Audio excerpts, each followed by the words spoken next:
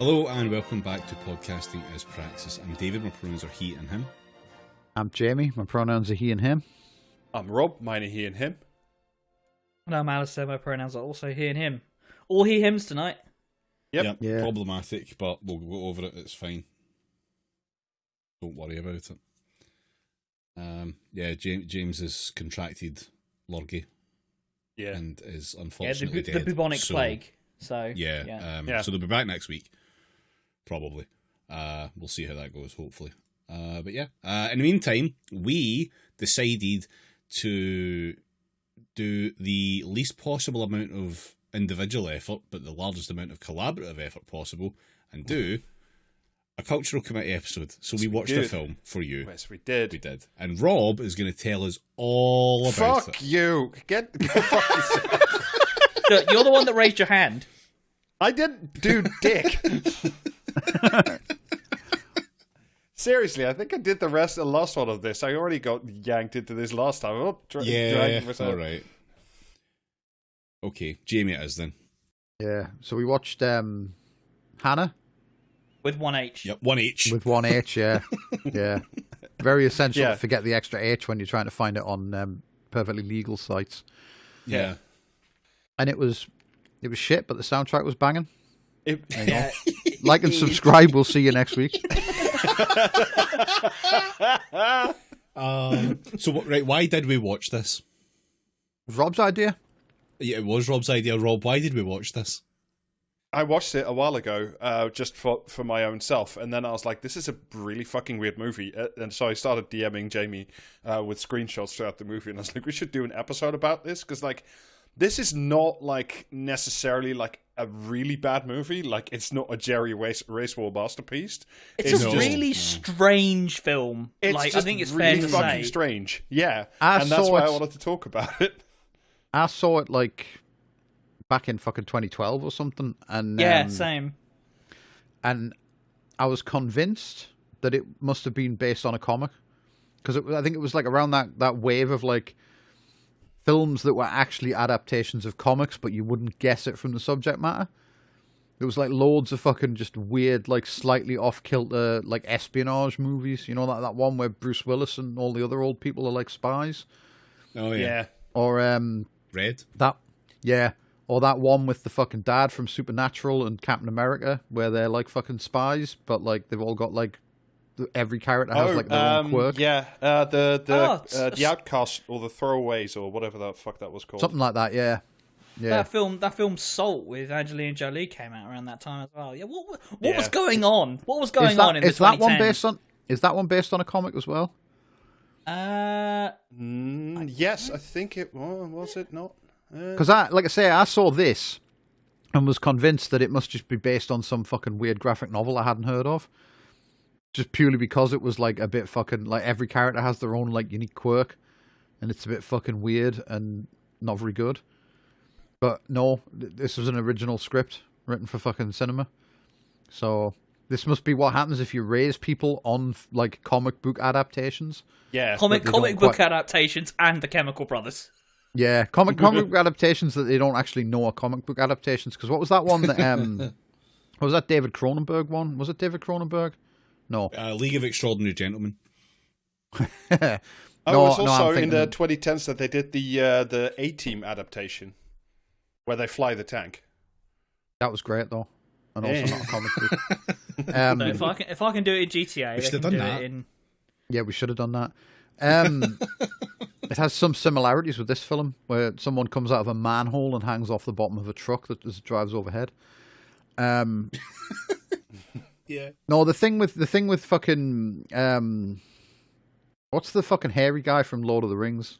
He said as if they didn't describe everyone in the film. Yeah, I was. You know the fucking, you know the moody bloke who like fucking the dwarf? fights all the fucking ghosts. No, the tall guy. Well, Yeah, Viggo fights all the- Mortensen. Yes, Viggo Mortensen. Thank you. Okay. Yes. Yeah, that one with him where he's like, have a fucking beard. He doesn't have a beard in that. Yeah, he does movie. have. He has a beard. He has a beard in that movie. What are you talking about, Rob? Well, only Yeah. at the very end. no. Have I lost my mind? I'm sorry. Does beard mean Welcome something to different in Dutch? Beardcast.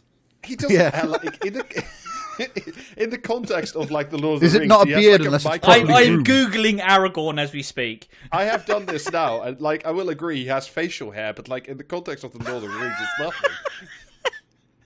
Okay. Yeah, he's not a dwarf. He's not John Rhys Davies. We'll give him Yeah, that. exactly. This is To, what I to mean, his like, eternal you know. credit. He's never Yeah, been in like- UKIP.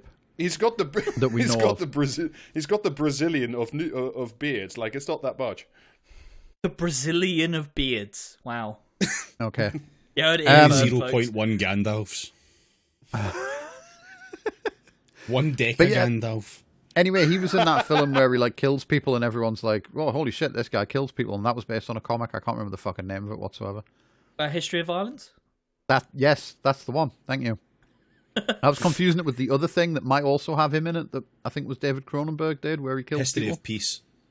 No, I think it was The World at War. I don't fucking know. Eastern Promise. I can't fucking remember. Easter Promise. That's with Vigo. How we got from this like 2011 thriller featuring a small child murdering a bunch of people to Viggo Mortensen's filmography? Well, start as you mean to go on, I guess. Yeah. Yeah. Yes. But anyway, yeah. So the around 2010 was just a fucking cultural wasteland, is what we're saying. Yeah, it's basically this I'm glad movie is things are better now. Yeah. This movie is like, what if you took the original Bourne movie, added some hallucinogens, and like made it have more fucked Euro vibes? Because this movie is full of it's very very strange fucked Euro vibes. vibes. Yeah, it's extremely European film. I was watching it and I was like waiting for the scene where like a wolf gets killed by a drone strike or something, but I think that might be Bourne Legacy that I was thinking of, because Bourne Legacy has like Hawkeye living in the woods at the Oh, it start, does, so he isn't raising a kid. So I think I got All the two bits mixed in up Germany mind. were a bit weird because, like, were they trying to make Germany seem a bit weird, or is that just Germany? Because, like, honestly, It's also just Germany, but the other reason is, and this I know this because I'm going to pretend that I've done a lot of research and not just like skim the fucking Wikipedia. Is this movie got like a ton of like German film funding, like from the state funding or whatever. So that's why there's a lot of like weird German shit in there. And I like that they like they gave these guys a load of money to like shoot in Germany and scenes and just went like, yeah, pick the weirdest scenes you can. Das ist gut. Yes, I live in 15 Potsdamer Plätze. Things of this nature. Yeah. Yeah, but anyway, mainly, it has a banging soundtrack by the Chemical Brothers, and that is by far the most important part. It's such a good soundtrack. it is. It deserves a much better film that It isn't does. directed by the world's most annoying fucking man. Yeah. It's like, why? There's bits where the camera's like just rotating. You know what I mean? Yeah. And it's like, what the fuck is the point? Like, do you know what I mean? Like, what is this supposed to convey? Like, Well, what was again, I'll give you surprising another, though, like- was there was a fight in the middle where like fucking the Hulk fights those four dudes in the subway, Oh yeah. where it was done in like one take, so you could actually see everyone punching each other. And I was like, that is very surprising, given that like earlier on in the film it was like just 40 cuts a second. Yeah. for a scene where nothing was happening as well. Yeah. Well, apparently, this I again, you know, this is wisdom I gleaned from skimming fucking web pages. This movie, there's supposed to be like a motif of a dark fairy tale, because like Kate Blanchett is supposed to be the evil witch or whatever. Because there's like, I don't know. Yeah. It definitely had that like film school project vibe about it, where it's just trying far too hard to be cleverer than it needs to be. Yeah, I everyone really thinks liked that... at the end.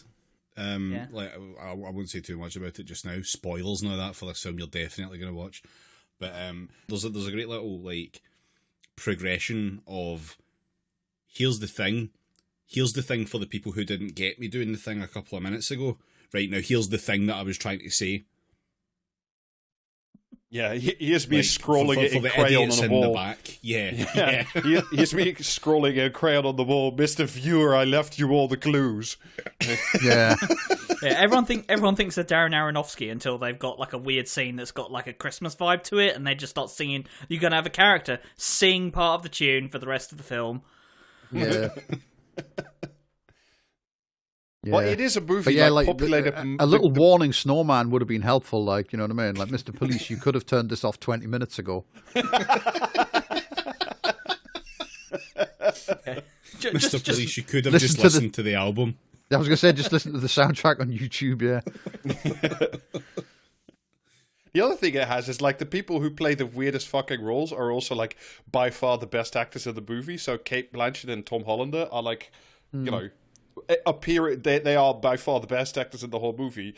But like they've just been told to like dial it up to 12 basically in terms of how weird they are, and it's very off-putting. Yeah. Yeah, it is very off-putting. Anyway, if we want a jump start on the plot, right? Basically, German Jason Bourne has gone to live in a forest because, like, he saved a baby that was injected with Wikipedia or some shit while it was in the womb. Yes. Johannes Bern. Yeah. All right. So so Johannes Bern lives in the woods with his child, played by, oh god, I don't know why I'm going to try to pronounce this, but I'm going to try anyway. He lives in the woods with Saoirse. Is that how you? Don't ask me to do Irish. It can be. It could also be Cersei. There's a couple of ways to pronounce it. Yeah, Cersei Lannister. Yeah. They live in the woods, and basically the first thing we see is like she's hunting like a big elk or a big moose with a homemade bow, and then chasing I think it's it down. a reindeer, isn't it? It's a big animal. It's a that- Christmas motif. Oh, of course, yeah. So you're right. But yeah, like basically the Also, the I whole thought I did too. I too thought it was a moose until Eric Banner said, "Drag that deer home by yourself," and then I went, probably not a moose then. No. Well, a moose I'm is a picking kind up of deer. I'm picking up the subtle clues that this film's putting down. but yeah, caribou. the whole first like introductory bit of the movie in the frozen wastelands of wherever, Finland apparently, is it's just like survival dad porn. Checks out. It's like I would live in the woods and raise my child properly. Yeah.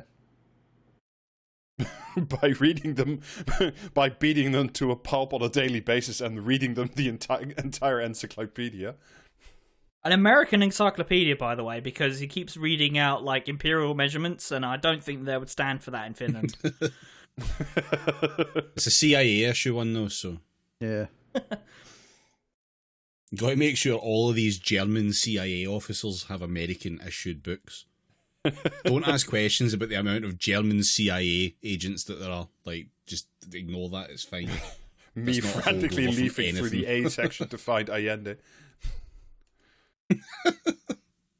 Also, as well, she, like her cover story for when she inevitably has to leave is that she lives in Germany, so naturally they only speak to each other in English. Yeah. The only time they say anything in another language is when they need to the scene to show that she's Jason Bourne Jr. and can speak like 9 languages. I mean, there are some nice shots though. Like, there are some nice camera shots in this beginning as well. Like, everything's super white, and then she kills the moose elk, and it's like clearly, like the blood is red on the white, and it's quite nice. It's quite scenic in this bit. And then she just pulls out a gun because she also has a gun on her. So my question yeah, is the why- fucking when she pulls out the gun, is like, is Well, a just bow like really a gun, it's necessary? like- Did you know she's German, by the way? Pulls out Yeah, a it's World fucking War Luger. II Luger. The thing is, her dad must have had 2 Lugers at one point, because the CIA later say that like the last trace of him was his thumbprint on a Luger that was found next to a mom's body in 1996 or something. So like, you know what I mean? He was running around like Lugers akimbo, just like doing some John Woo shit. More like John Baum.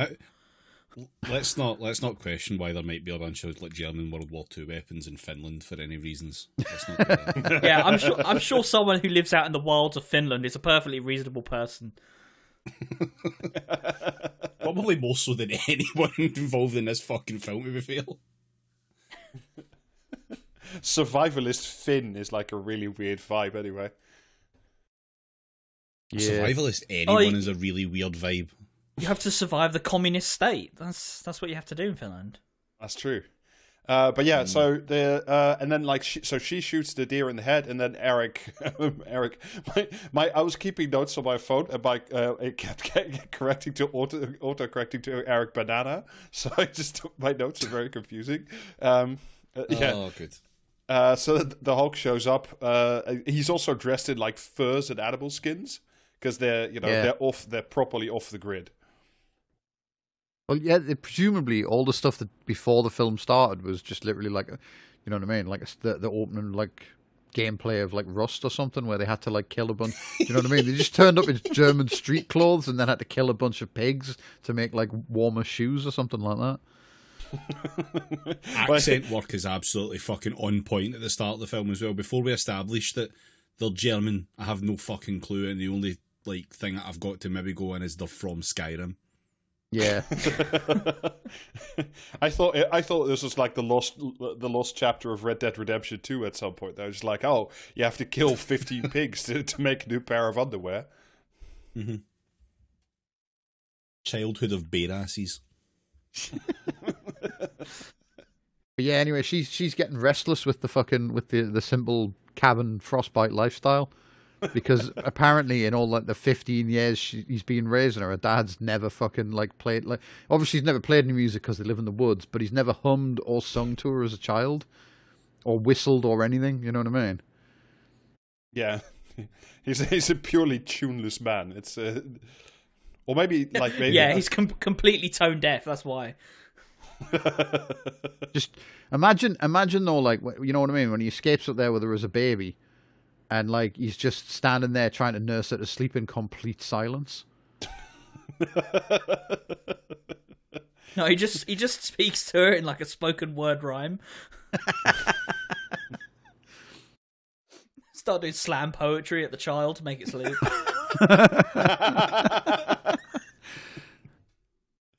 But yeah, anyway, she wants to know what music is, so, like, they have to dig up a fucking old car battery with a radio on it or something, and...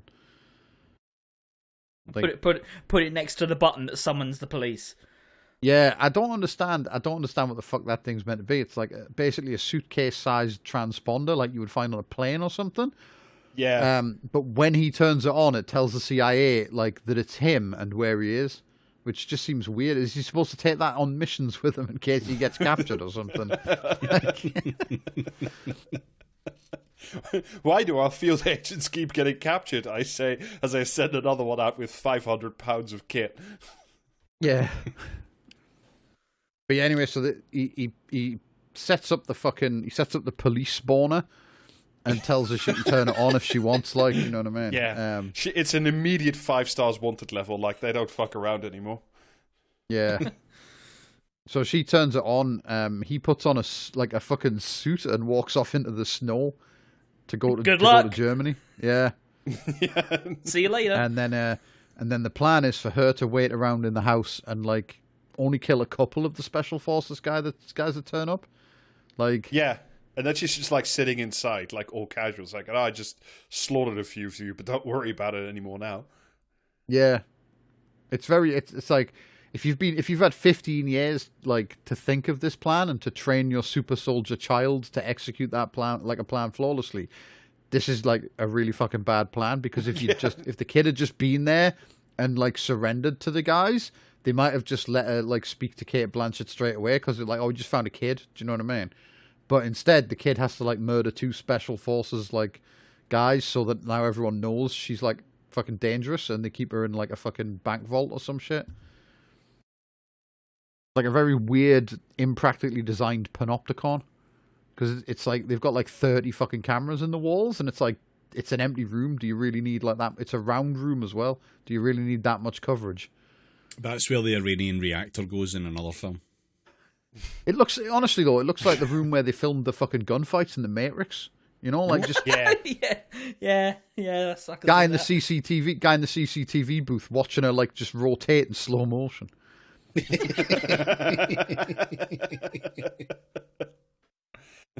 Yeah, it's like it's supposed to be like a CIA black site or something, I guess. Hidden somewhere underground. Yeah, But they it's were all like- the rage in 2010. Yeah. Again, good things are better now. Yeah.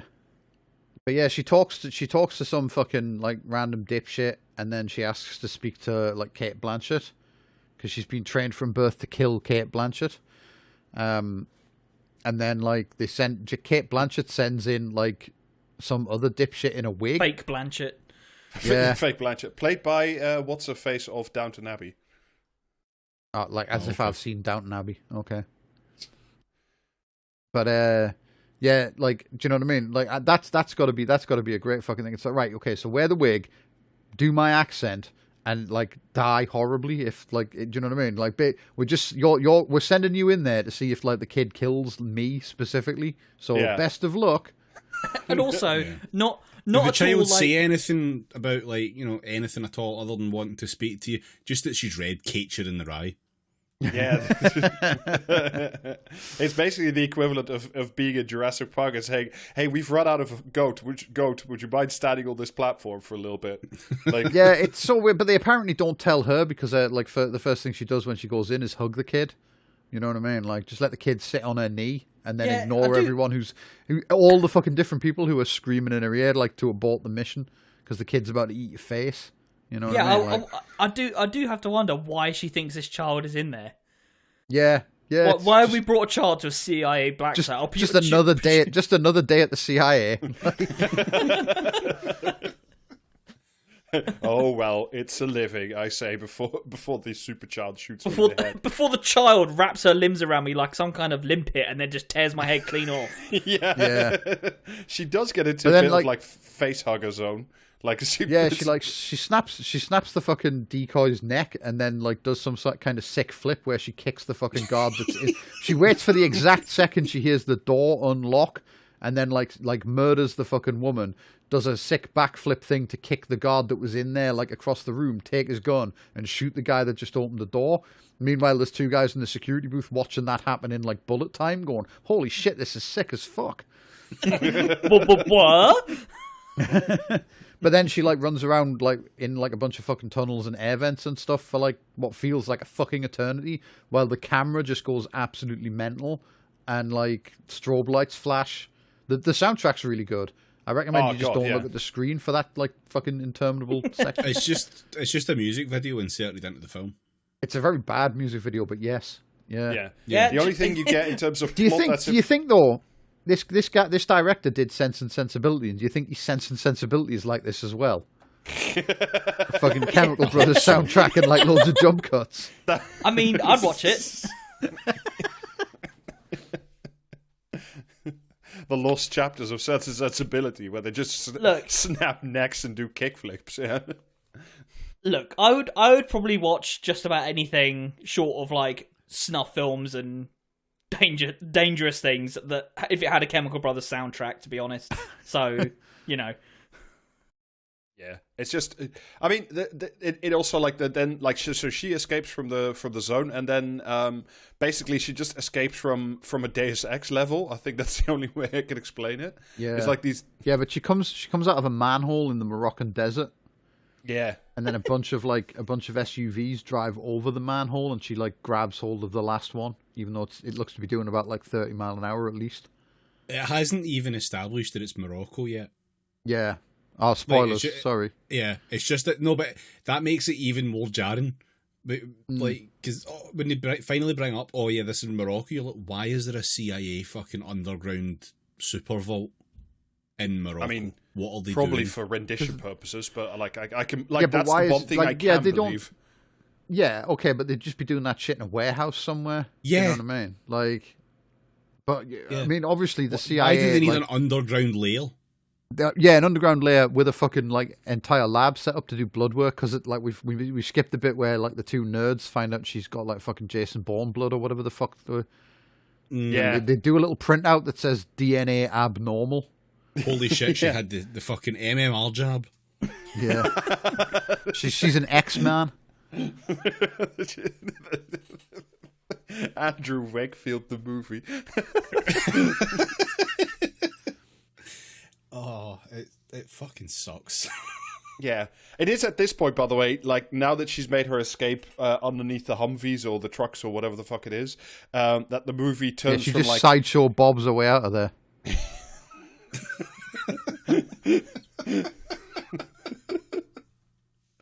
Then like the movie turns from weird but like quite enjoyable from like the deer killing scene to like the murder escape from the Deus Ex level. You have a different definition of enjoyable to me. Like I was irritated as fuck by this point.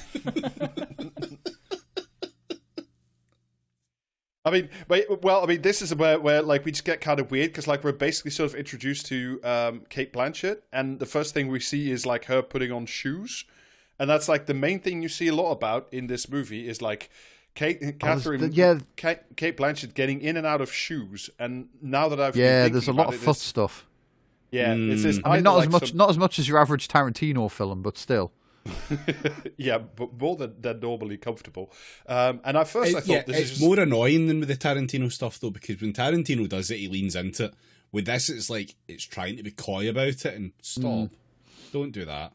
Like, if you're gonna be a fucking disgusting pervert with this shit, you have to cross the nettle with that chest. Yeah, David wants his foot stuff. Absolutely not. Less of that, please. But yeah, anyway, so she like fucking she gets dragged underneath a fucking Humvee at 40 miles an hour without like anyone noticing or any ill effects, and then just drops off the bottom and like ninja rolls into a ditch so they can't see her. And then she meets like a British family on holiday. Yeah. Yeah. And then they're just like, the lassie from End of the Fucking World, isn't it? And her dad is played by that fucking guy from... Where was it? From Lock, Stock. Yeah, he's played by Jason Fleming, yeah. Oh, That's yeah, you're right. Yeah. They are the most Brits on holiday people, except that they're not in a caravan, basically. Yeah. I mean, they have a camper van, don't they? Yeah. Yeah, they have like a weird discussion about how the dad has like normal people opinions and the mum is, I don't know, just loves talking about her. Yeah, it's like a hip, and the way that you know that she's a hippie is that she just loves talking about her vagina. So that, you know, she went to Cambridge or Oxford. It's also briefly mentioned. No, he did. Was it? Oh, well, no, she did. Was it? She did. I was tuning this out, honestly, at this point. Yeah, the last thing you want to do is listen to Brits on holiday. That's just solid advice. Yeah. But yeah, and the fucking... We still don't know it's Morocco, by the way, so this makes the vibes even fucking weirder. Yeah. Meeting a British family. Yeah, when she comes up in that like desert full of rocks and then meets a British family, you think, oh, maybe the beach at like fucking Brighton is really bad this year or something. You know what I mean? I'll tell you what is funny. Apparently, Scarborough. Apparently, Alfonso Cuarón was set to direct this before Joe Wright got confirmed. Yeah, that would be a very different vibe. It would be a very different film, wouldn't it? It might actually be good for a start. Maybe. But yeah, anyway, there's like, they go to like fucking some town, don't they?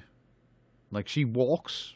Yeah, like they go to Essaouira, which is like a big, I think it's like a desert town. It's quite a big one in fucking Morocco somewhere. They offer her a lift, and she says she'll walk, and then later on she smuggles herself on board the camper, and it's like they did just offer you a lift. Do you know what I mean? You don't have to. Yeah, you don't have to. The other thing is as well, she's hiding in the little cupboard under the seat at the back of the camper, and it's like there is literally no way that a family that lives in that camper isn't using that space. Yeah. Maybe she threw out some of their luggage just so she could get in. Yeah.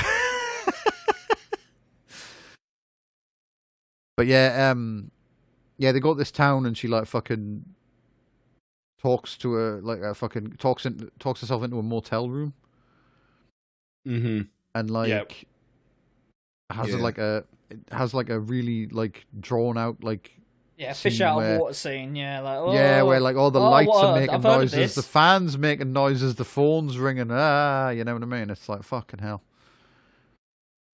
But it's all just shot very annoyingly. Do you know what I mean? Yeah, and also she's like, "Oh, I've only interacted with the Hulk and an encyclopedia in the woods, so I can only, I am in Morocco. Morocco has a capital called something, and its main export is oranges. Hello, I am a human child."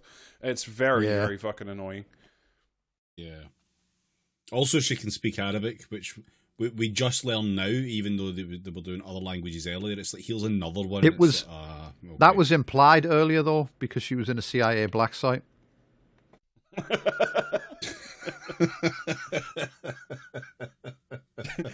Was that like a prerequisite for getting in, you mean? Yeah. They do a check at the door. They say Assalamu alaikum to you, and then if you reply correctly, then it's like, go on, get the bag on.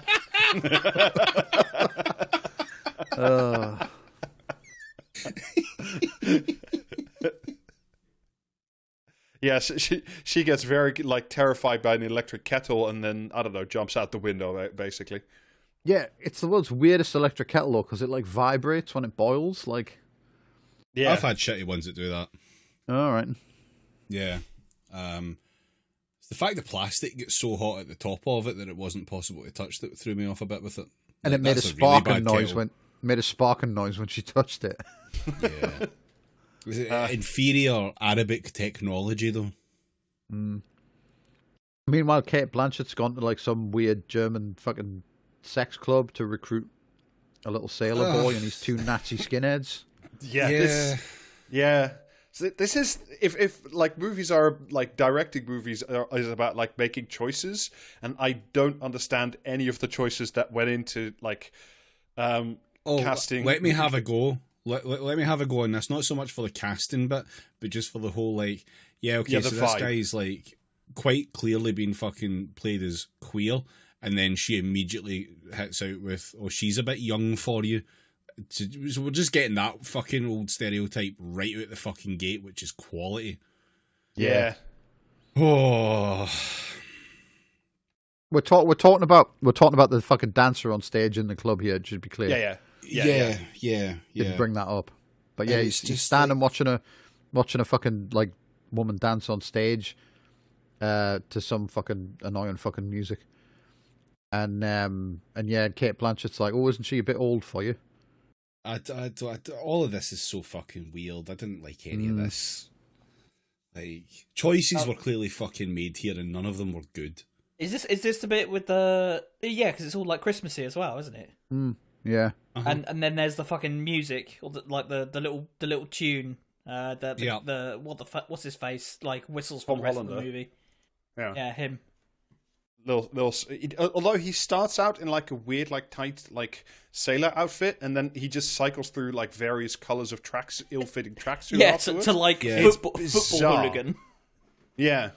Yeah, maybe I'm being Euroblind here, and he's actually just playing German, and I've just not quite got that. I mean that could don't be, know. yeah, but Yeah, it's just weird that he's got The like Euro two, vibes like, are too fucked for me. his henchmen are just like fucking. They're dressed like those fucking Weetabix adverts from the 80s. You know what I mean? Like proper couple of classic bother boys. Yeah, Exactly the kind they of are henchman full you- skinhead. Yeah, exactly the kind of henchman you would expect, like a weird camp like German guy to have. All of it was really weird, and I didn't like any of it. no, it's just Yeah. a genuinely like baffling series of events of like, why would you do any of this? I simply don't understand. None of it adds anything. No, it's just kind of there, Like- and like, yeah, Tom Yeah. Hollander keeps up this vibe for the rest of the for the rest of the movie. Yeah, and also this is like not the first time, but like this scene in the Tom Hollander weird Nazi gay club is like the lighting is all red, and it's like, why is that important? It's Christmas. I don't know. Okay, Yeah, sorry. yeah. The other room was green. Yeah, it's festive. Yeah, so we cut back to the very average British family, and they're going on board the ferry back to Spain, and Hanna is once again hiding in the back. Is this the bit where like the younger brother like sees her and is just like, just be quiet? No, that's when they get to the campsite, isn't it? That's en route, I'm pretty sure. Yeah, I and then don't think basically, it really but then fucking like matters. One happens after the other. The No, they dad get- does like do like the most believable Brits on holiday sketch, and he's like, why do we have to wait for the ferry when all the illegal immigrants are already on? I'm like, you have just nailed the British family on holiday. Check. Yeah. No, the kid doesn't see her until she's getting out of the fucking box when they're camping in Spain. Oh yeah, you're right. Yeah, you're right. So Because she like anyway. creeps out of the box and is like fully clomping around, and then the kid like sits up in the front seat. But he like No. There's a moment before that because like they're fucking dancing about inside the van, and she's looking out through the little peephole for the draw, and then the little boy comes up and looks in and puts his finger over his lips, as Didn't if see like, that. I won't tell anyone. Oh, Yeah, don't remember it. You know what I mean? Having one of those micro sleeps at that moment. Yeah, probably. yeah. Pleased to let you know you didn't really miss anything of fucking consequence. So I don't No, know. not at all. No. No, but yeah, she like fucking escapes into like Euro camp in Spain or wherever the fuck they are. yeah. It's very Eurocamp all of a sudden in a lot of weird ways. Mm. Yeah, and then she's drinking from the swimming pool, and she runs back into the like fucking the lass from the British family, who like says she'll fucking let her sleep in a tent, but she has to come with her to like fucking seduce a couple of Spanish lads. Yep. And then like hilarious hijinks ensue when she the lad tries to kiss her, and she like fucking puts him in like a 5-finger death hold or some shit. Yeah. Well, first we get like a music scene, and they are Spanish people, so they do Spanish things with maracas and the guitar, and they clap their hands and they all go ole, and it's like, wow, I didn't know I was in Spain before. Thank you for this. I'm trying to nail down like, was the film made by British people in a British way or by German people in a German way? Why not both? It could be a cuss mix of both, but it definitely feels like no one outside of either of those two spheres were involved in this. Because like Morocco is very ethnic, and then they make a point of making Spain very ethnic, and then you go to Germany and it's just Monoculture. fucked. Yeah. I mean, that could be correct. Like, I'm not saying like the whole of I'm Germany. not saying it's not right, but I'm just saying that the attention to detail went in very different places in different countries. Yeah. Yeah. But yeah, meanwhile, like the German trio of like tortured the fucking hotel guy in Morocco and then like through his CCTV found out that like they got on the ferry, like she got on their like camper, and like the guy says they were going to the ferry. Yeah, and then he Jason Bones them with a pen. Yeah, but then like fucking the little sailor boy and the big Nazi, but I think he's called him Titch because you know he's like a huge guy, which is like it's quirky. They turn up at the port just in time to see the ferry leaving, but luckily the other guy was already on a bridge, like on an overpass in Spain, waiting for like the family that they didn't know about until the previous evening or something. Yeah, they just have like guys, neo-Nazis everywhere are like in the same. Well, no, because like... there was only him and the two guys. Like it's established in the fucking club that he's got two henchmen, and then he just decides to deploy one of them to Spain when he's in Morocco, on the off chance. And the guy's been there a while because like he's eating seeds and then like spitting them out onto the like off the bridge. And when he pulls away on his bike, there's like a carpet of seeds there. Like he's meant to be there for weeks or something. Yeah, it's very bizarre. But anyway, so the Germans, what the seeds represent. Yeah, the Germans turn up and then follow them when they leave the fucking campsite. And then well, there's actually there's like a weird scene where like they because they find the right campsite and actually the right tent, but then it's only like a little boy sleeping there. And then the little boy is just like, Tom Hollander's shining a torch in through the fucking in his flaps eyes. of the tent. And the boy's like, big sister, is that you? And he just goes, no, I'm the Sandman, schlaf weiter. And it's just like, why? The child's like, oh, okay, and goes back to sleep. Yeah. Who knew the Sandman was German? Neil Gaiman lied to us. At least he got out of his orb okay. That's the important part, yeah. Yeah, just fucking... it's just baffling, really. Also, there's a bit they walk back via the Volkswagen van, and then the parents are just clearly making fuck noises, and it's just why is that in the movie? I don't understand any of this. It's European. Germany threatened to pull funding if there wasn't at least one Volkswagen getting knocked about with shagging noises emanating from it. Oh. No, so the lass can go they're at it like rabbits, and then Hanna goes at it because she doesn't understand. Her dad didn't teach her anything about shagging people or whatever. Yeah. Yeah, he just read the encyclopedia and entries for birds and bees, but together you didn't get much further. But yeah, so they get followed to Spain, and then they have to the mom has to pull over to read the map, and then at that point the Nazis strike, and Hanna flees into a fucking yard full of shipping containers. Yeah. This is the point where we get some nice, good, banging techno tunes again. Yeah. She's running around there in the dark, and then she fucking fights the two Nazi guys, and great music video.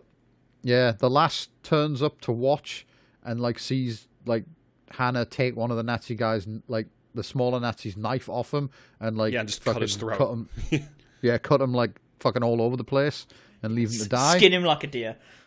And then she runs away, and then she runs back to her family, and presumably they all just sit there, do you know what I mean, until the fucking CIA turn up and arrest them. What are they just sitting there with the engine running, going, "Oh, should give her another 10 minutes"? Do you know what I mean? It's very bizarre. Not even the CIA that turn up and arrest them. It's just fucking. It's the Nazis again. Up. Yeah, Kate Blanchett and the Nazis that she's hired, which is fine. Who we first see there's a scene where they're all getting interrogated. There's an extended sequence first that we didn't talk about before when she's cleaning her teeth repeatedly until she's bleeding. It's very weird. No, that's later on, I think. That's later on. The one we missed is when she goes to see Hannah's gran. Oh yeah. Oh, right, shoots Hannah's gran. Yeah, but who cares? She literally goes to grandmother's house. In case you were yeah, you see, because it's yeah. Mm-hmm. That's what I mean about this just being fucking annoying. Do you know what I mean? Yeah. You could maybe make an interesting action film about what if Jason Bourne ran an orphanage or whatever. You know what I mean? You could maybe do something with that, but instead it has to have all this fucking shitty symbolism. Because you can't if you just make a film about something, well that's not good enough. You have to you have to reinvent the action movie, because what if the action movie was also a fairy tale? What if a fucking, do you know what I mean? And I blame Quentin Tarantino, because people used to just make films where everything happened in order back in the day. And then he and admittedly, he does it really well, but everyone sees his films and thinks we could do that, and no, you fucking couldn't. Stop trying. It's fucking annoying. Do you know what I mean? There's a fucking bollock hair between Quentin Tarantino and fucking irritating, and Tarantino himself crosses that line often enough that other people should just stay out of the fucking way. Do you know what I mean?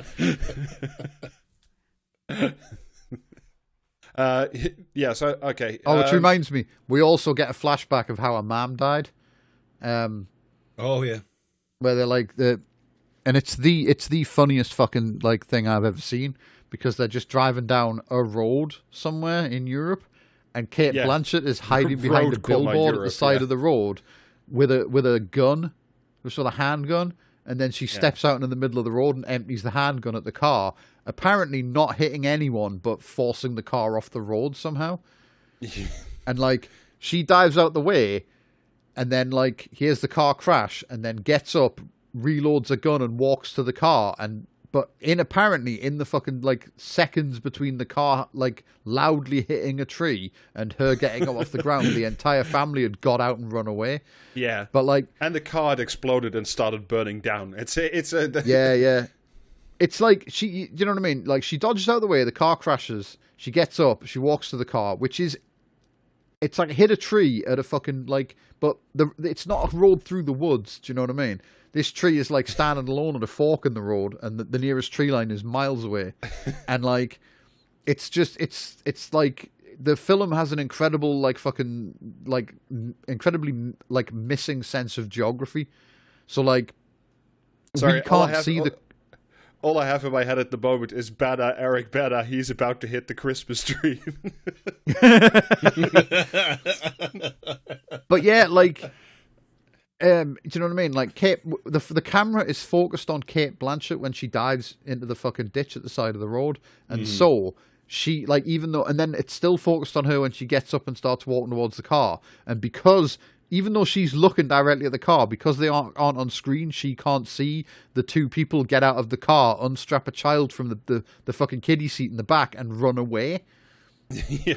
So when she gets to the car, like, she's walking towards it as well. The car, like the frame is focused on the car, so they're out of shot, so she can't. They're literally like 20 feet to her left. Yeah, running in like across an open field. It's also not like hit but forest she can't edge see yet. them, and she goes up to the car and is surprised that it's empty, and then Yeah, so it turns goes, around and sees. this is they were supposed to be in here.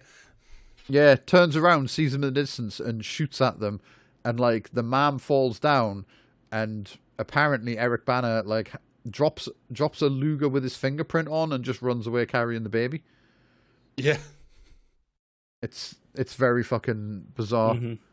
But you'd think, like, I mean, presumably it's an unsanctioned hit, right? Where like, was the big phone? Yeah, that's a good question as well. Where was his giant airline transponder?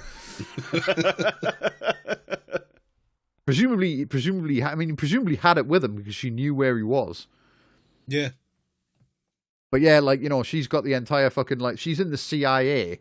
And she hasn't got it together enough to go, like, to just phone a black ops team and go, yeah, can you just murk this family that are driving down this road over here? No questions asked. Do you know what I mean? Even though, like, there's a scene where she takes the fucking file on super babies out of a like personal safe and burns it, and it's like, so how off the books was this operation exactly? Do you know what I mean? Why would you keep that if you've like? Because later on it's revealed that she, like, what's the phrase he uses? She decommissioned all of this research, which Eric Bana says is a euphemism for she shot all of those babies. Lol. Yeah. Do you know what I mean? But I think if you're at the point where you're shooting babies and, like, you know what I mean, like, and their mothers to cover up your things, maybe don't keep a safe and like a safe full of evidence in your house. But yeah, like it's just but it just hiding behind a fucking billboard at the side of the road. Like, what if they decided to turn around and go back for Burger King or something like that? You know what I mean? Yeah. Just standing out there with no transport that you could see anywhere, and, like, you know what I mean, not particularly dressed for like a cold evening or anything. Just standing out behind a fucking billboard with a fucking tiny handgun, waiting to stop it. Like, bring a fucking missile launcher or something. Yeah, I mean, that wouldn't fit in, like, the cut of her admittedly quite snazzy, like, that brown long jacket that she's wearing. But yeah, it's just like you get that flashback, and then I think you get the scene of her, like, talking to the fucking grandmother. Yeah, I think so. I've kind of lost the plot of this at this point, where the grandmother fits in. So, like, at the end of the shipping container sequence, Hanna jumps into, like, the sea to avoid, like, one, like, fucking middle-aged Nazi guy. Yeah. When she's already just beating the shit out of, like, the hulking fucking skinheads. Yep. Yeah. And quite frankly, like, I'm not worth much, but I think, like, even I could take Tom Hollander in a fight. Like, I don't care, like, how much of a little sailor he's dressed as, like. Somebody at him on Twitter and arrange this.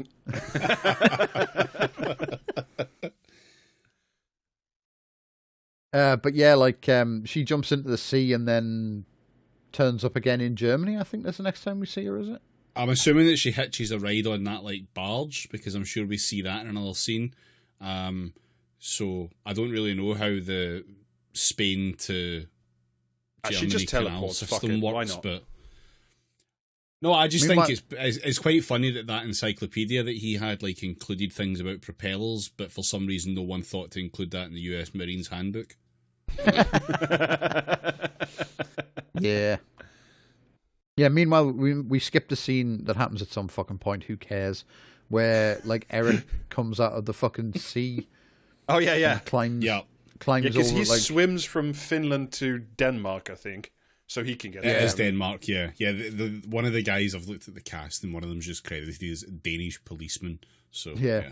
Yeah, but he like, comes out through, like, comes through a hole in some barbed wire, and then two cops see him, and he just sort of drops his rucksack, and then later on we see the CIA like fucking guy saying that he's called Interpol because like he had to call Interpol because two cops are dead, and it's like this you're the worst CIA agent of all time, mate. Do you know what I mean? Also, speaking of like no one knows who the guy is or that he has any connection to the CIA. Why did you involve Interpol? As far as unless the guy left a note with the two Danish police to say like the CIA did this, lol. Do you know what I mean? Like nobody is gonna assume anything other than the two cops got murked by like fucking I don't know, Lego smugglers or whatever the fuck goes on in Denmark. Another thing is about why were the Danish police so like worried about some guy swimming in from the sea? Like he was white. Yeah.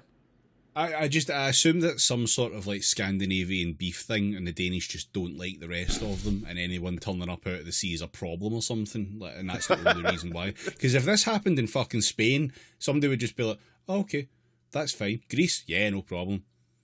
Weird. Aye, but what happens after like she fucking jumps in the sea? Did she just turn up in Germany at that point? Pretty much, yeah. We get the bit where, like... Oh, no, we get the bit where the whole family is, like, it's sort of shipping container family Robertson, where they're all in their individual container and being questioned by Kate Blanchett. Yeah, right, so we get the bit where Eric the Hulk, like, fights a bunch of guys in the subway in Germany. Oh, yeah. Oh, yeah. It's like, That was another, the soundtrack's back moment, yeah.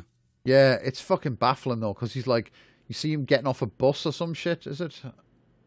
And he's like walking through the bus station, and there's like the camera's like keeping its distance from him, and it keeps panning as it's panning along, following him. It keeps passing like shady guys who are trying to look as shady as fucking possible, like pressed up against a pillar or something, and they all start following him.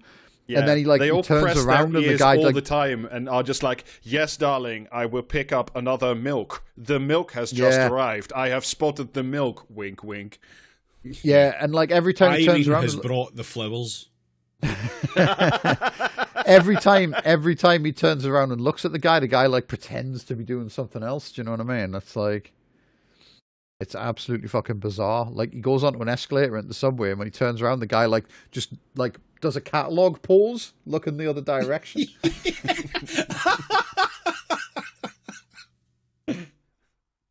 But, you know, like the guy's not fooled, and rather than wanting to buy a watch, he just beats the shit out of four guys in the subway.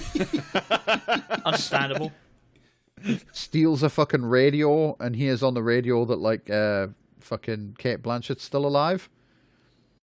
So then he goes and, like, fucking phones her. Is it a hotel room? It's never really adequately explained, is it? I think it's a hotel room.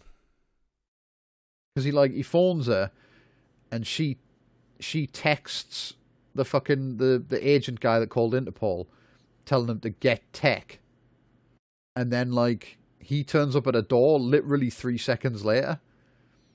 Yeah, and then just like SMS texts like at CIA tech, please help, basically.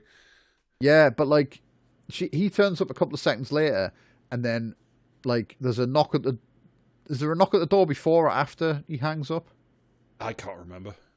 I think there's a knock at the door, and while he's still on the phone with her, there's a knock at the door, and the CIA guy's like, "That's tech," but like in a stage whisper, and then like the phone hangs up, and you're meant to think, you see, he knows they're coming to trace the call. He's hung up like Jason Bourne would do at the last possible second, but then he shoots the CIA guy through the door.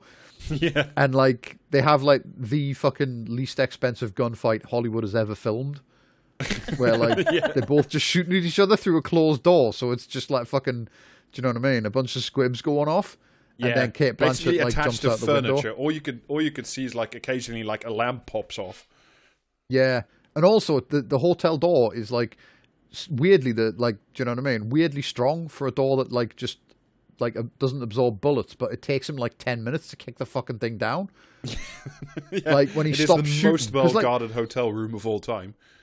Yeah, he shoots the guy, and then Kate Blanchett like ducks and covers and like has to crawl around the room to get a gun, and he's looking through the bullet hole that he's made and sees her, and then like they start shooting at each other, and she dives behind the settee, and then there's like she just like pops up and shoots at the door, and then like ducks back down as he shoots through the door, and then she pops up and shoots at the door, and then he shoots it through the door, and then like he starts kicking the door, and it's like a fucking Vic and Bob bit. It goes on for fucking ages. Do you know what I mean? He's like just.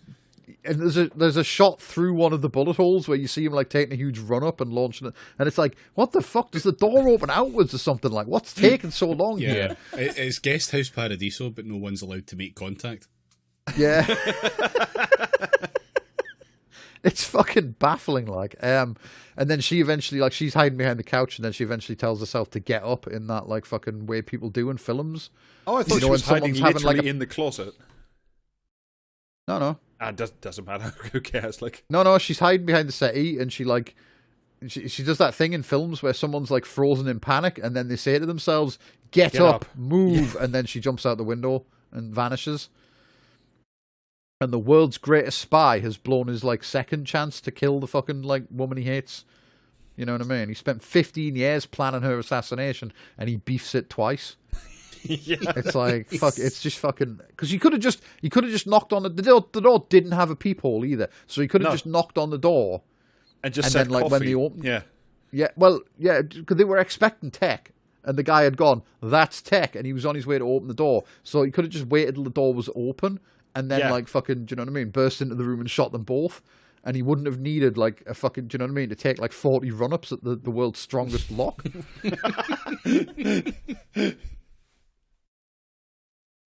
Imagine fucking CSI coming to that crime scene and having to spend like best part of a weekend taking footprints off the door. You know what I mean? Like reconstructing the 15 IKEA lamps that have gone off with a squib. Yeah. But imagine though, it's like, get a lift a footprint from that, and they've got to pick it out from 40.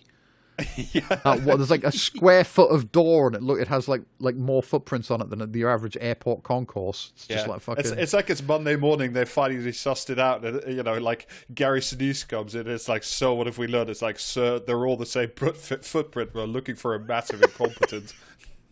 We're looking for a fucking millipede.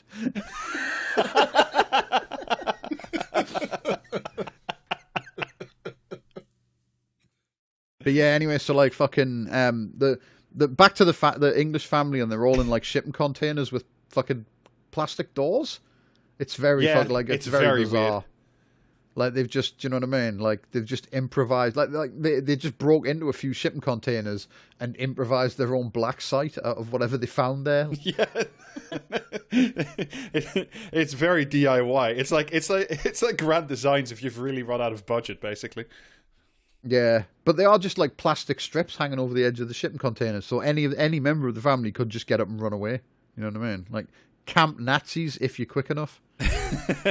Yeah, but the camp Nazis are like walking over the top of the shipping containers, like whistling a merry tune. There's only one camp Nazi at that point, though, isn't there? Because the other kid like bled to death. Like, that's true. The short guy that can't swallow seeds for some reason. He scaled the trees.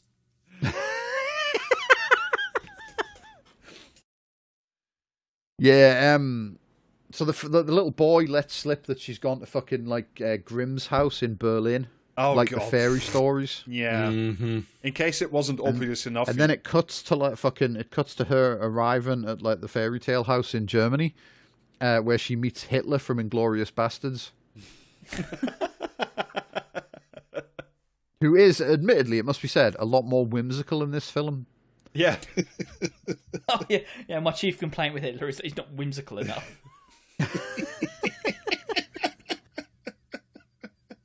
But yeah, I mean, it's a long line. It's another in a long line of fucking irritating things in this film, because they've just clearly, like, they've gone to this guy, like, right, play it like you're in a fucking, like, you're on CBeebies or something. Yeah, Do you know what I mean? It's play it like you're so fucking entirely annoying. deranged. Yeah. Yeah, it's Don't know what just you're talking so. about. He's just a normal man. It's so He's just an fucking innocent irritating. man. Yeah. But yeah, he But yeah, lives so like he's, quite like, doing- literally almost in a gingerbread house. It's like a derelict, like amusement Derelict park. theme park. Yeah. And he does like close-up magic and talks about her Yeah. mom a little bit. Yeah, so he tells Hanna to hide upstairs when they hear like fucking cars approaching. And then like fucking Tom Hollander kicks the door in and says Guten Tag. So then surreal. they look- They're going for It's like not the fairy strongest tale. entrance. Yeah, it's not. They go for like fairy tale whimsical, but it just comes off as deranged. Yeah. It's just fucking like it's trying far too hard to like be different, do you know what I mean? Mm-hmm. Which like is fine if you've made something different, do you know what I mean? But if you've made like, what if we coasted off the back of Jason Bourne 10 years late? Then like you don't, do you know what I mean? Just no one Gender who's swap in, teen neurodivergent Jason Bourne. yeah, no one who's in the market for like yet more fucking like, what if like fucking a person, but they could remember like fucking the entirety of Wikipedia, so that they never need to give Jimmy Wales a fiver ever again. Do you know what I mean? Like anyone who's in the market for that kind of film does not give a shit if it's like the other 50 films they've seen like that. You know what I mean? You don't need to go to this much effort, especially not when you're going to do it this fucking badly. Have you already had the scene where she swallows the entire internet, or is that still coming? That's She goes to some internet cafe Yeah, and yeah. then like hallucinates like laughing babies and like. Oh yeah, there is emojis, like, do you know what I basically. mean? I know it's like 2011 or whenever, but like there is no way the internet like downloaded that much fucking video on an internet cafe. Come on. Wow, the information superhighway. But also, she's But like, yeah, "Let me Google my father." Oh no, my father, he is the murderer. Why did you? Yeah, not tell because me the when truth, she's father? hiding, under the bed in the fucking gingerbread house. Oh yeah, another foot shot of Kate Blanchett, by the way, like another homage to fucking Quentin Tarantino. Yeah, when she's hiding under there, and then there's a bit where Kate Blanchett just like is on the phone with the CIA because they ring her up and go, "Yeah, you fucked this, you know. Like, why didn't you tell us you'd fucked it? Why didn't you tell us that you little fucking like CIA hench goon that we give every rogue agent in every one of these films?" Imagine having the number for the CIA like saved in your phone, and then she give you a call. And you're like, for fuck's sake, not these pricks again. Yeah. Although, on the other hand, if somebody could get us like the phone number for like Dial a Goon, that we could, just like get our own guys to sort of ineffectually No, chase that us. means something different. Do not give us that number. Yeah. Dial 69 60 69 to Goon right now. Get Mangosteen delivered to your house in 24 hours. That's something different, Rob. Oh. Yeah, Kate Blanchett's on the phone to her boss, and he's mad as fuck because she's like getting a little henchgoon killed, and the CIA has to pay money for those things. You know what I mean? Yeah, inflation hitting the henchgoon business. It's been a tough time. Yeah, it's the insurance premiums. They're just never going to be able to like explain this to the Pentagon or whatever, whoever the fuck is the CIA reports to. In the middle of the phone call, she like, for no reason at all, just suddenly drops to the floor and looks under the bed where Hannah's hiding. But when Kate Blanchett looks under the bed, the shot is a close-up on Kate Blanchett's face, so because like Hannah's not in the frame, she can't see her. And then she leaves. It's all like at some point Tom Hollander comes in and explains that he's tortured the guy. The guy doesn't know anything, and he thinks that like he knew the mother, and then Kate Blanchett's like they say something to like give away that like Eric's not a fucking real dad. Yeah. And so she goes to a fucking internet cafe, Googles him, has a full-on, Who like, is fucking... my dad? Yeah, has a full-on, like, fucking end of 2001 A Space Odyssey session on the internet. And then, like, fucking goes to her grandma's house where Kate Blanchett killed her grandma. And runs into a dad who's turned up there. Yeah, because and then they have like the most stereotypical "you're not my dad" conversation of all time, except with more fist fights. Yeah, no, you shut the fuck up, Dad. And then they have a big Jason Bourne fight. And then start doing Gun Carter with your dad, you know. Yeah. And then they hear like the fucking room. The Nazis arrive, and so they both. This is like another Gooning fucking / Gun Carter cave. Gun Carter.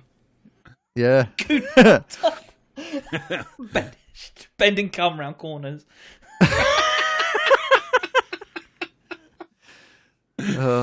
No, that's Wanted you're thinking of. Like fucking Gun Carter's Equilibrium, so it would be voguing to avoid cum that's being fired at you. Anyway, they both take off running in different directions while the Nazis give chase.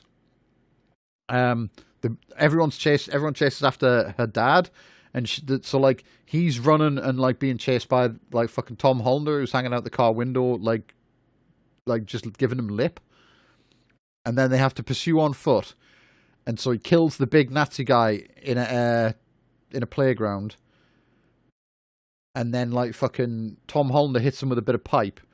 But because Tom Hollander isn't like, do you know what I mean? He's just like a middle-aged German. He gets like the fucking pipe taken off him by Jason Bourne and ends up getting stabbed with it. And all of this goes on for ages and is interspersed with shots of Hanna running full tilt in what we assume is the opposite direction. And then Kate Blanchett arrives just as he kills like Tom Hollander and then shoots him. Oh no, asks him rearranges both of them like the crypto killer on the merry-go-round.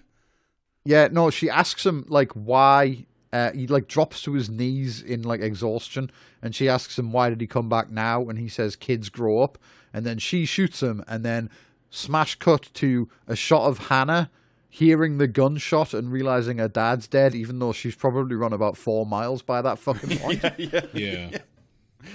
She's that's when we then cut back to the two of them on the fucking roundabout pointing to... you know, different compass directions to indicate it was Mr. Burns that did it. Yeah. Yeah. And then Kate Blanchett presumably makes a little snowman that gave the police all the clues and then goes back to the fairytale house where Hannah's gone back to look for Mr. Grimm. Yeah. And she finds him, like, dead because, like, he got killed with a fucking bow and arrow or something. Yeah, he's, like, hanging upside down in the upside down room. It's very like because this is a whimsical movie. He's like in an upside down room with like, but like he's hanging from the ceiling.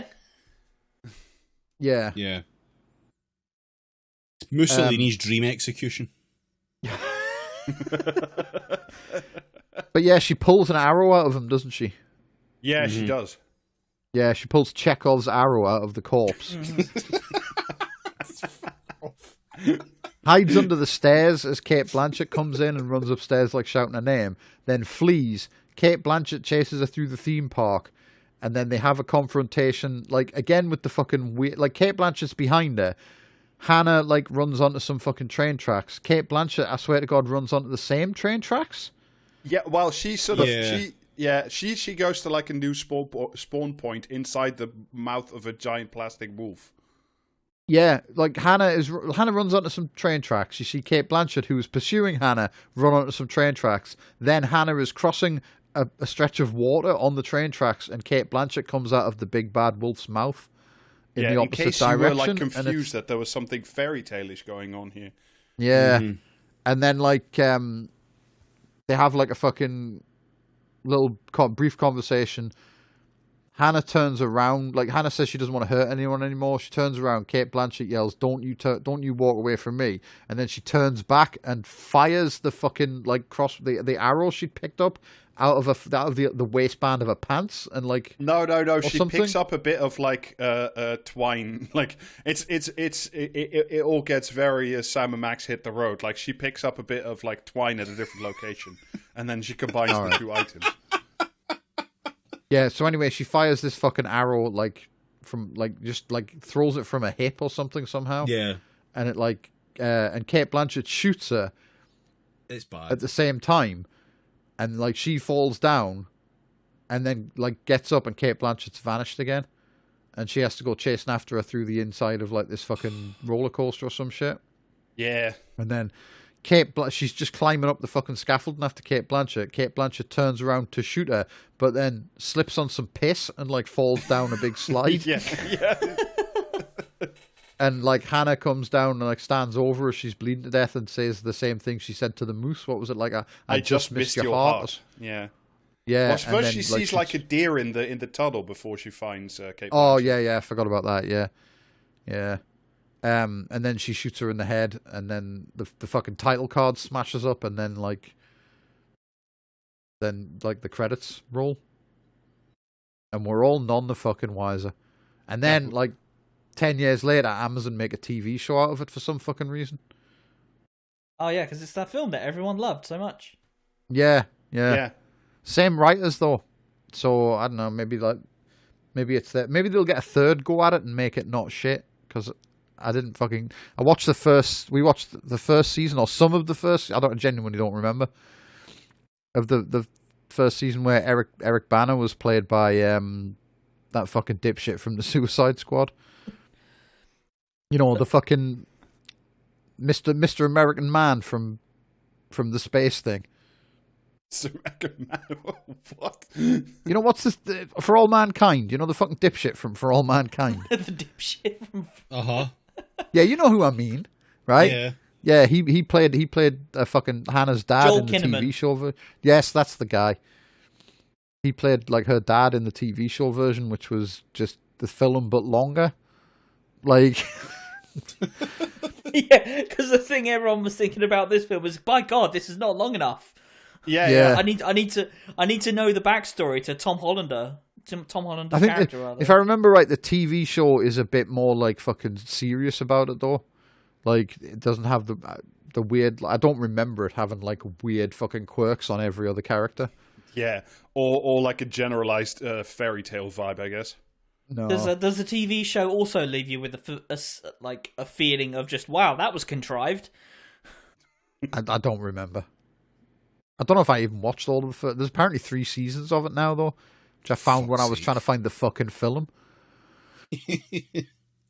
But yeah, there's 3 seasons of it. So fuck knows, like what incredible heights of like fucking television that goes to.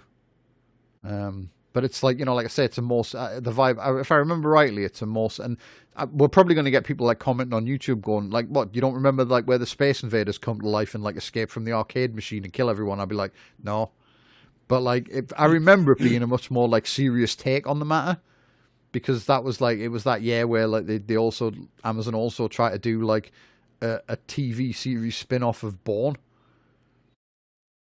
Like fucking Treadmill or whatever the fuck it was called. Oh, fuck me, Jesus Christ. Treadstone. Is it Treadstone that they keep saying in the first Bourne film? Yeah, that's the name of the evil CIA subdivision, I guess. Yeah, right. Well, they made a TV show of that, which I've watched like the first 3 episodes of or something, and it's got like fucking. I was gonna say the guy from Heroes, but I don't. Is he from Heroes? I don't know. It's got some guy I recognize from somewhere anyway, and like the plot of that is that like. Treadstone had like fucking secret agents everywhere in the world that were all, you know how like in the first film when the Treadstone is like famously just born like that fucking it's born that like absolutely like crazy Spanish guy who comes in through the window firing machine guns and hitting nothing. Yeah, dual wielding machine guns. Yeah, and like fucking Clive Owen. Oh, and the guy that shoots the bloke at the end, I suppose. But it's literally and they have 4 the guy people. who dies in the field who doesn't say anything except for like that's Clive Owen or something. Oh, that's Clive Owen. Yeah, you're right. Isn't that another guy? I haven't. No. There's the Spanish subtlety guy. There's Clive Owen, who's like philosophy guy, and then there's like silent, like fucking professional guy who actually kills A someone. philosophy gal now.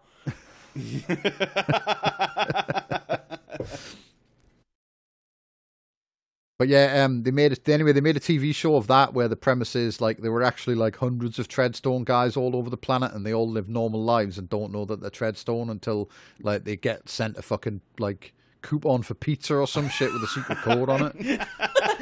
So like To there's activate one your guy- discount, say Treadstone at the counter.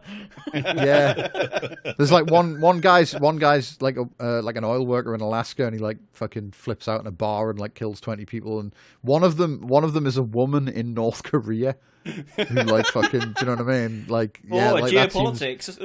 yeah, That's and like some hard fucking work, though.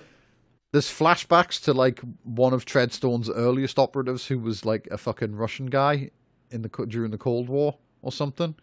It's very fucking it's a fucking mess as I remember, but I think I only watched like 3 episodes, so maybe it all explains itself. Maybe if I'd just stayed with it got good. Yeah, another shrine to the gaping hole that the USSR has left in the American psyche. Yeah. Yeah. But anyway, the upshot is maybe another 10 years time they'll reboot Hanna again, this time as a fucking Western or something, who knows. Yeah, it'll be Hanna with 2 H's. Yeah, it'll be easier to find for the next one. Yeah. So there you go. Don't watch it, it's piss. Just go and listen to the fucking Listen to the soundtrack. soundtrack, yeah. The soundtrack banks, and this is just a baffling, stupid movie, but I'm glad you all found it as irritating and baffling as I did. Yeah, it's got. I mean, I don't think I've ever seen any of the guys' other films, but like, it's hard to imagine that they're like this. Do you know what I mean? Because it's all No, I shit. think It's all this- like, The Pride and Prejudice. and Joe Atonement- Wright? yeah, Oh, he did Darkest Hour. yeah. That's what I mean. It's like he did like fuck. He's known for Pride and Prejudice, Atonement, Darkest Hour. He did an episode Yeah. of Black Mirror. He Oh, did which that. one? Don't know. It just says one episode. Nosedive. Nosedive. Oh, First that was episode. not very good. That's with Bryce Dallas Howard. That is not very good. It's like, what if your likes were in real life? Yeah, I know. I Oh, remember. It's that one. Meow Right, Meow okay. Beans. Yeah, that's the one. Oh, he's also credited on IMDb with Pride and Prejudice: alternate US ending. What do you reckon that? What do you reckon that is? How did they have to change the end of Pride and Prejudice for the Americans? They mentioned that the British have just lost the war. I would like to know more about that. Someone at us with that shit. Maybe Darkest Hour has a techno soundtrack and does like fucking 50 cuts a second while Churchill's making a speech or something. If Chemical Brothers did the fucking soundtrack to Darkest Hour, I think a lot less of them. Yeah.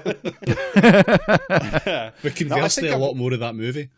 I think I watched that once upon a time. It's piss. It's. I mean, I managed- as I you managed- expect, but- No. I managed to watch like the first 20 minutes before I was like, nah, that's enough. Who was Yeah, in that again? Was that fucking... It's Gary Oldman Is Gary it- Oldman, Yeah. yeah. Jesus Christ, what a fucking pick. playing his oldest man yet. If I remember it correctly, at some point, like he's playing Churchill. He's really like, grown oh, into his surname. Like, should I like should I give up and should I appease Hitler again? And then like he gets on like the underground or something, and then like all the common Brits of all varieties of stripes say, Yeah, and they all "No, stand Mr. up and clap. Churchill." Yeah. It literally it has that they all stood at the clap shot. Oh, fuck me. Yeah, anyway, so like, yeah, this podcast's official stance on Joe Wright is you shit, don't let him make any more films. Should we put a crossbow bolt through the heart of this episode? Yeah, let's No, do we that. should miss by just a couple of inches and then shoot it in the head. So long as it Does that- assures my actually- death in the end. The fact that they circle back to that, Yep. does that make the opening Chekhov's moose? No, it's Chekhov's miss. And on that note, bonus episodes are available, Praxis Cast, on Patreon, patreon.com/PraxisCast. The Twitch streams will be resuming next Thursday, so twitch.tv/PraxisCast about 7:30 for that. on Thursday, and merch available, praxiscast.tmail.com. Do join the Patreon, do then join us on the Discord, and have fun conversations. If you have a Neuralink, you can use it to post on our Discord as well. Yeah, you can. Please do. We would very much like to see what that looks like. Yeah, you do have to subscribe at the Penitent Tech Bro tier, but, you know. Yeah, that's true. Yeah. Okay, catch you later. All right, See ya. bye-bye. Bye.